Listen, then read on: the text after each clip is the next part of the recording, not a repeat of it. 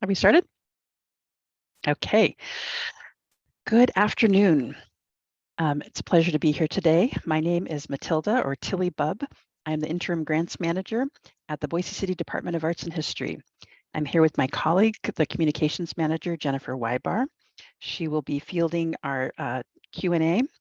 The chat has been disabled, but you can put any questions that you have in the Q&A box. Before we get too far, I want to acknowledge that we're on the ancestral, traditional, and unceded territory of the Shoshone, Bannock, and Northern Paiute people, on which we're meeting today. I'd like to welcome all the viewers that are here live and those of you that will listen to this recording later on Zoom. And for those of you who are here, we are recording.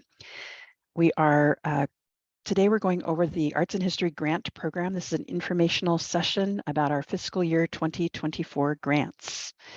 Jennifer, do you have anything else to share with us before we get moving today? No, we're just thrilled that you're here. Welcome. The Q&A function for any questions or comments you may have. I'll keep a close eye on them. Thank you, Jennifer. So I'm going to review our agenda today. This is a big picture overview of the grant program. I want to encourage you that if you have any specific questions that are not answered in this presentation today or that pertain to your particular grant, I encourage you to contact me. My information is available on our website at boiseartsandhistory.org under staff. It's also at the end of this presentation. I'm going to talk about the basics of our grant program and anything that's new this year, provide some suggestions for how you might look at doing your grant application. I'll talk a little bit about Zoom Grants, which is the platform that you'll enter your grant application through, and then answer any questions that might come up in the recording. So the overview. Our grant program began in 1997. We have funded over 500 grants for a total of $1.8 million in 26 years. So we fund emerging organizations as well as more advanced organizations and individuals. You don't have to be a nonprofit to apply. So I want to encourage you to think about applying. We expect to disperse $150,000 this year. The requests are between $1,000 and $5,000, and those are in $500 increments. The requests must be for no more than 50% of your overall budget. So for instance, if your budget is $300,000, you can only ask for $1,500. We're accepting applications for projects that are related to the arts, history, culture. You can be an individual or a group or some kind of a nonprofit or for-profit organization that applies. You do not have to be a 501c3 to apply. There are tax implications for individuals. You will have to fill out a W-9.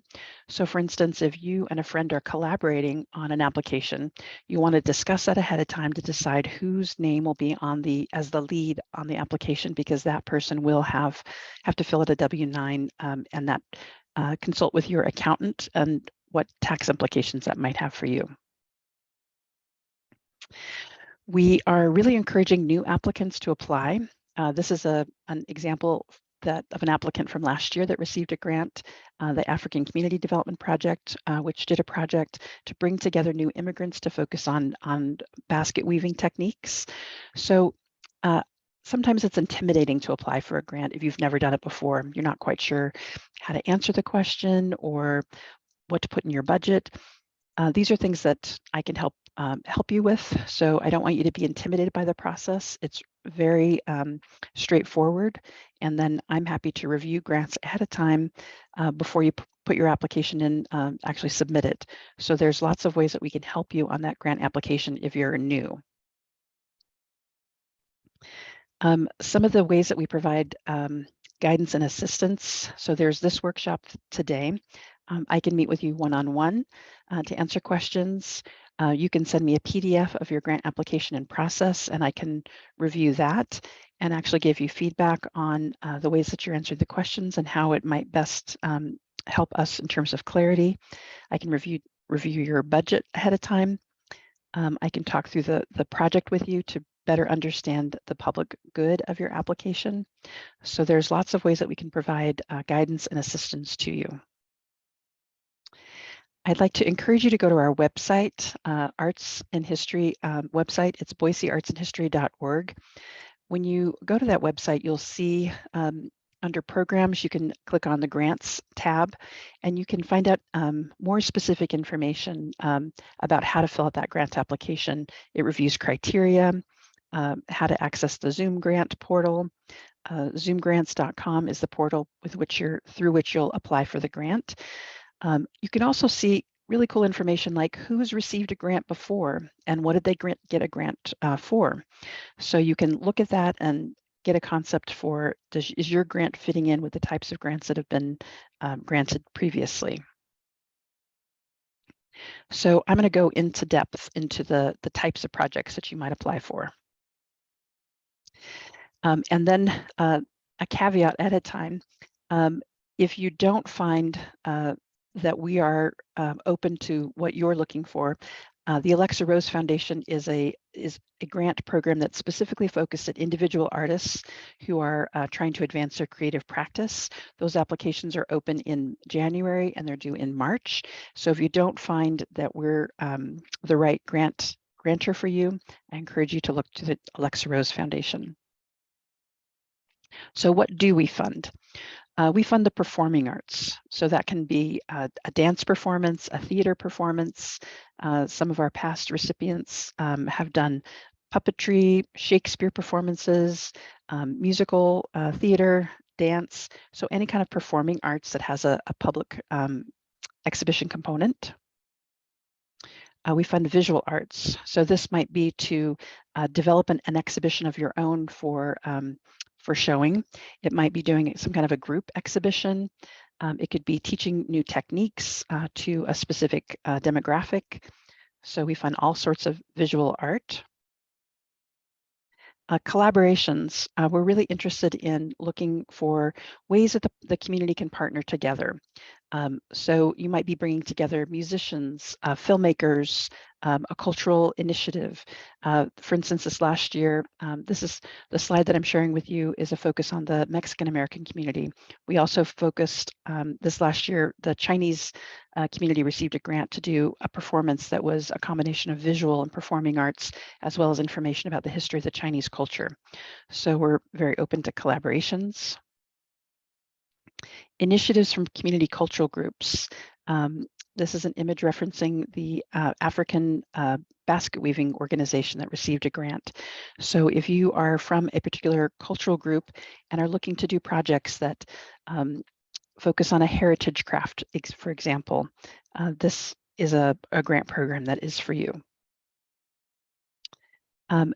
This is an image from the Artisans for Hope group, which is a group where they teach women how to sew to have their own businesses.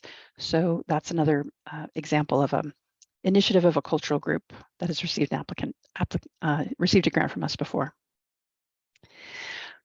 We're arts and history, so we're interested in funding historic grants as well. So anything that has to do with historic or preservation. What we're seeing here is an interpretive exhibit. So if you have an interpretive exhibit that you'd like to do, or research on a project, or an oral history program that you'd like to pursue, we're interested in funding historical or preservation projects. Literary-based projects. We are a funder that has funded Story Fort in the past. So things that are related to sharing stories and helping to support the work of literary artists. Community cultural events. World Fest is an example of a community cultural event that we funded in the past. So if you are hosting a community cultural event, this is a great grant application process for you. Or educational programs and workshops.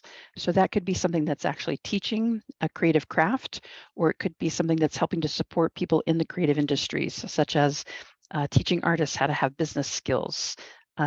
So that's an example of something that we can fund. Exhibitions of your work. Here we have Arlie Summers' food history and Boise's food culture exhibit. the photographs by Guy Hand.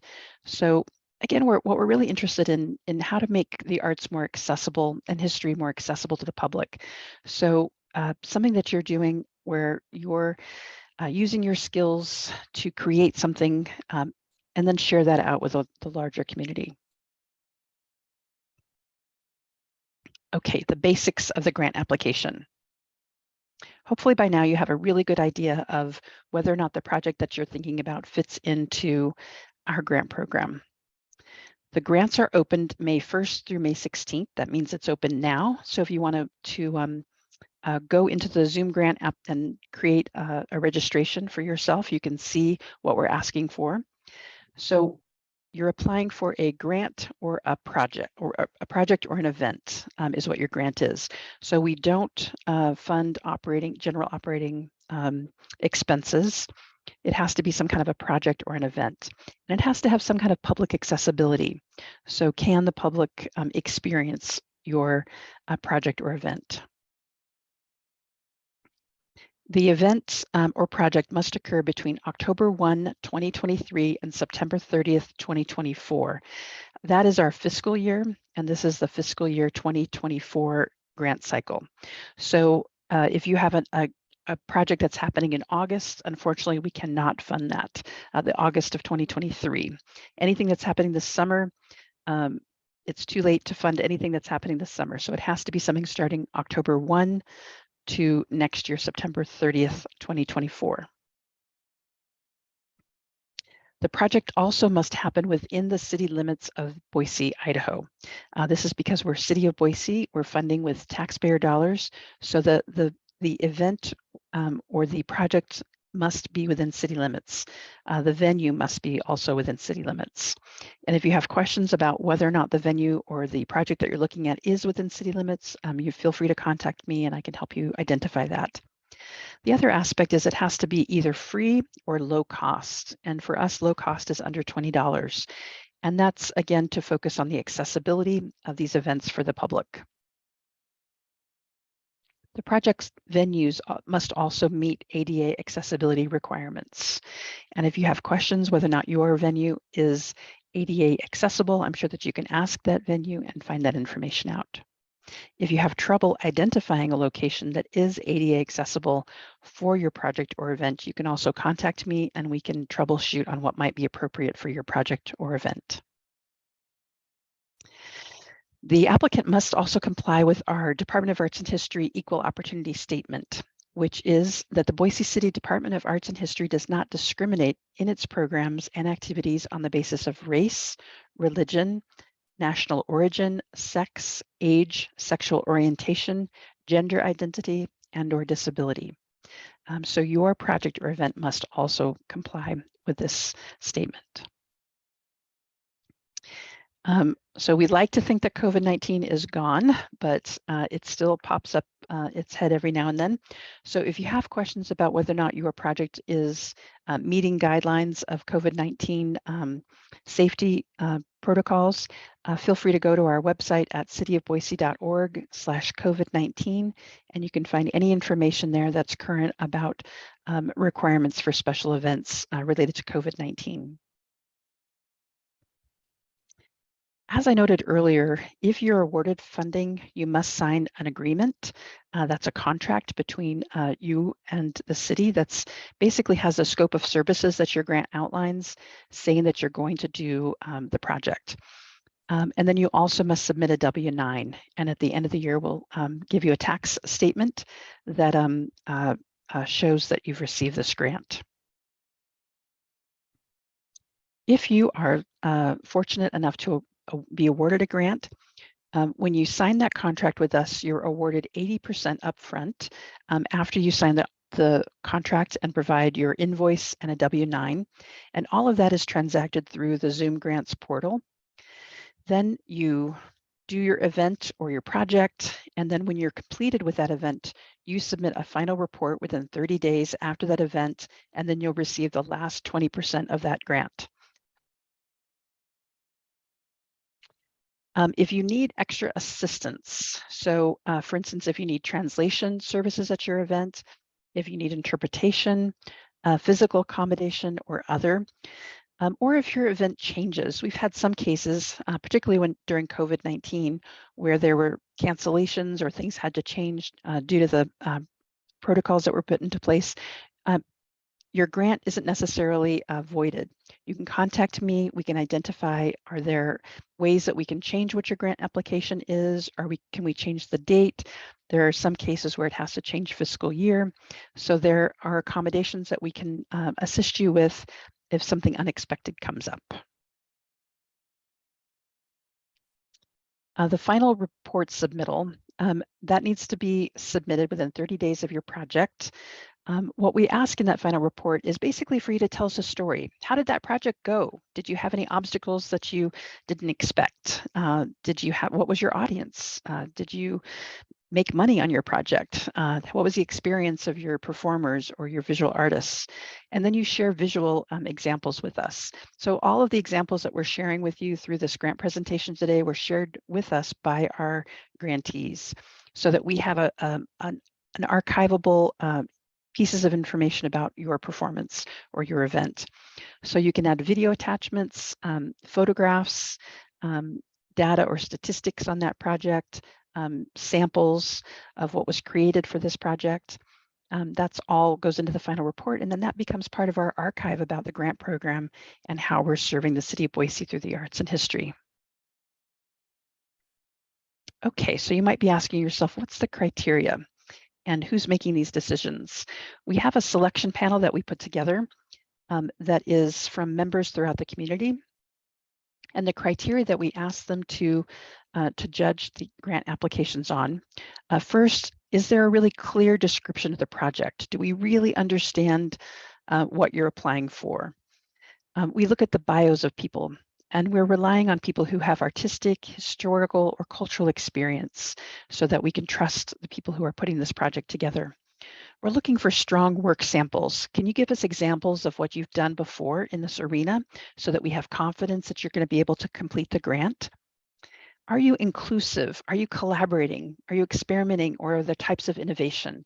Is this something that we can get really excited about? We're looking at community benefit.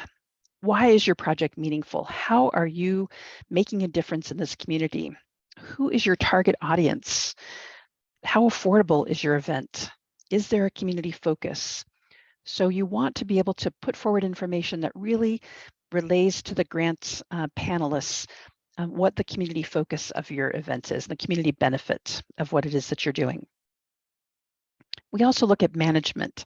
You want to assure the reviewers, that you can accomplish what's in your application.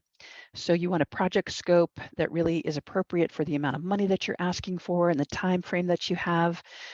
We want to see that your planning and logistics are doable, that it looks like you've got the right team together to do this project.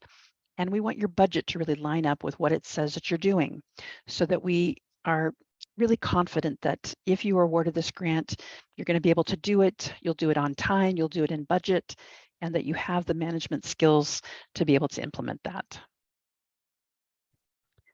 So we have some suggestions based on past grantors and grantees applications. So the amounts to request. We allow you to come in at the bottom of 1,000 or the top at 5,000. You want to make sure that you're asking for what you need. There are some grants where you say, well, I'm going to ask for the maximum.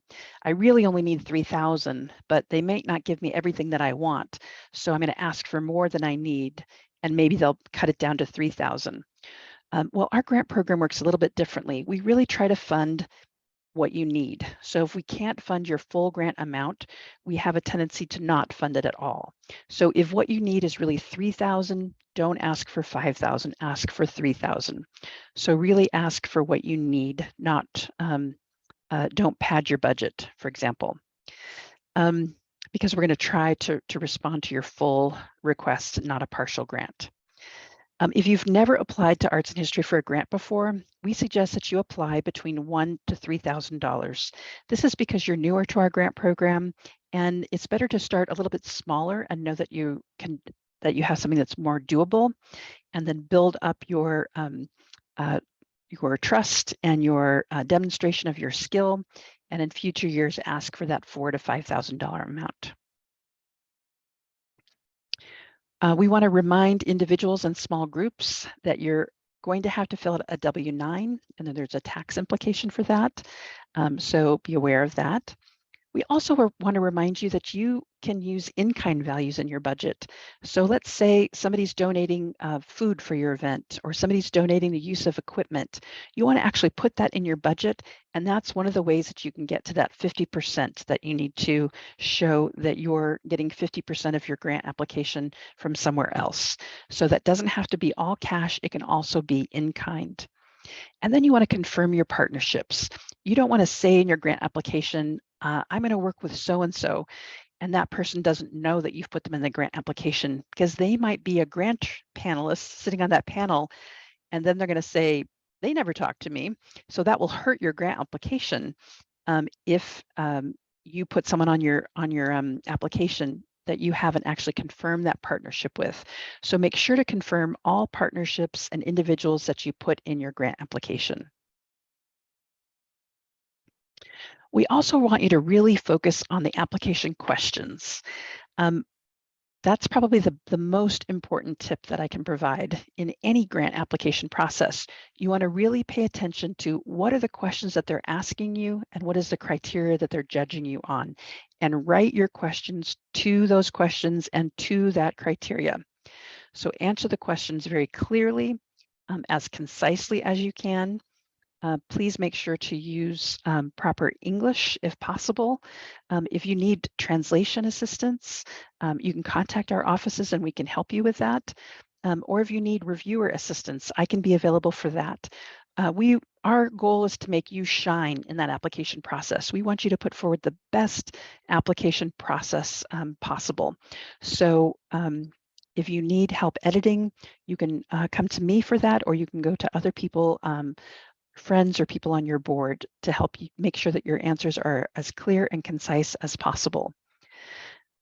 We want you to connect the dots throughout that application. So if you're going to repeat something because it's important in different sections, that's okay. If that's a through line for what your grant application is, that only reinforces the public good, for instance, or the public that you're serving, or the public community benefit. We want to encourage you to say what you will be doing, and avoid using words like might or maybe or could, because those words are interpreted to be more speculative, like you might not do it. So we want you to say that you will do this. We want you to write the grant from the position assuming that you're going to get the grant. That puts you in a more confident position, and it helps the grant panelists also to see your application as something that can be done. You're allowed to, in fact, you're required and encouraged to put attachments to the grant application. We want you to use this opportunity to do attachments as an opportunity to show off, show us your skill, show us, illustrate your project, your idea.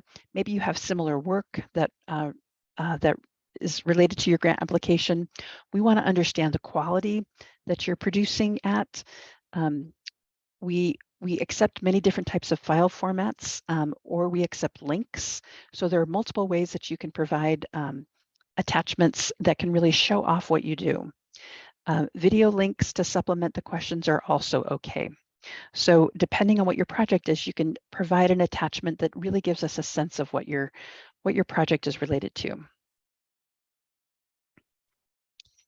And then I come back to feedback. Again, I really strongly encourage you to discuss your proposal with me before you even put pen to paper.